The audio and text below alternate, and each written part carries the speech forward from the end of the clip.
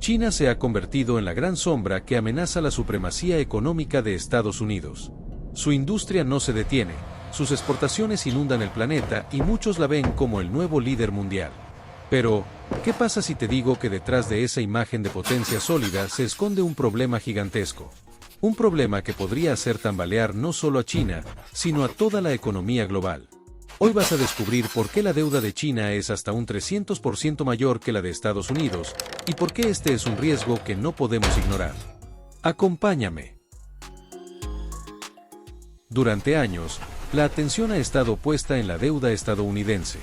El gobierno de Washington pide prestado más de lo que ingresa, y el resultado es una montaña de deuda que parece no tener fin. Solo los intereses que pagan cada año son ya uno de los mayores gastos del país, superando a programas sociales o incluso presupuestos militares de otros países.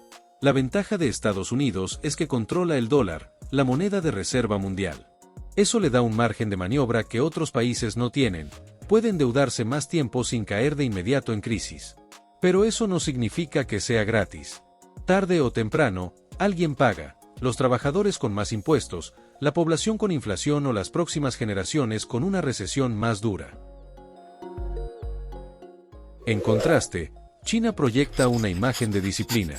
Según los números oficiales, su deuda pública es de apenas el 84% de su PIB. Mucho menos que Estados Unidos, que está en 123%, y mucho menos que Japón, que supera el 250%. Además, durante años China se presentó como el gran acreedor del mundo, comprando deuda de Estados Unidos y de otros países. La foto era clara. Estados Unidos es el deudor eterno, y China, el prestamista disciplinado que ahorra para el futuro. Pero esa es solo la mitad de la historia, porque bajo la superficie, las cosas son muy distintas.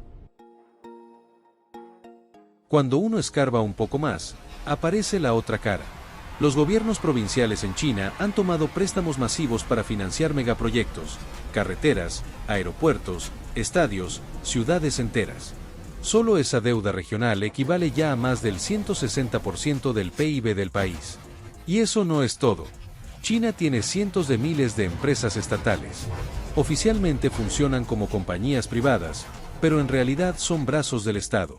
Estas empresas acumulan deudas gigantescas, y si quiebran, adivina quién tiene que rescatarlas: el gobierno.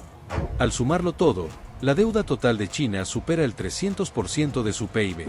Y si consideramos que el PIB chino podría estar inflado, como sospechan muchos economistas, el verdadero número podría alcanzar hasta un 450%. En otras palabras, China podría estar mucho más endeudada que Estados Unidos, aunque sus autoridades lo maquillen con estadísticas parciales.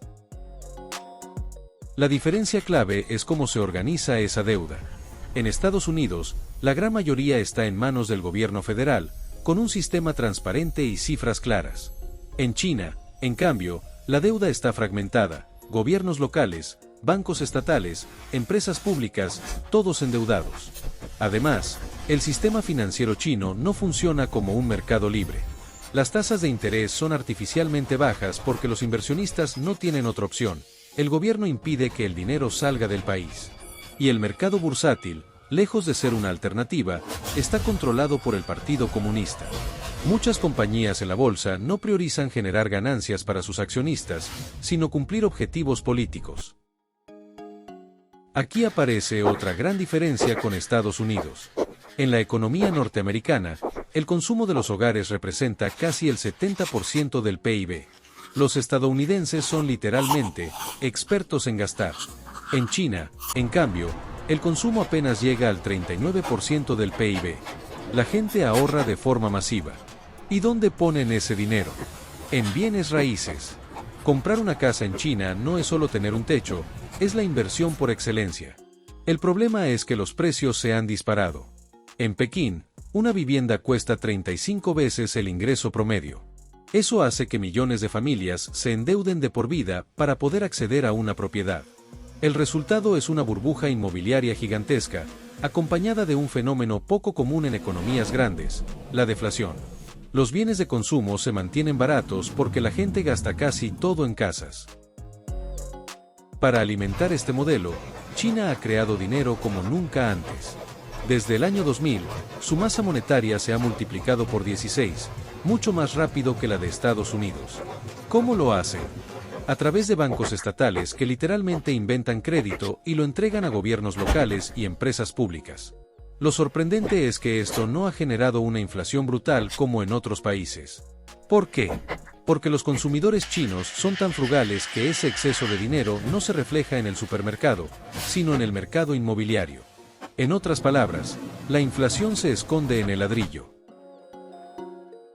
Con una deuda tan grande, ¿cómo es que China sigue en pie? La respuesta es que, a diferencia de Estados Unidos, China tiene un as bajo la manga: sus activos.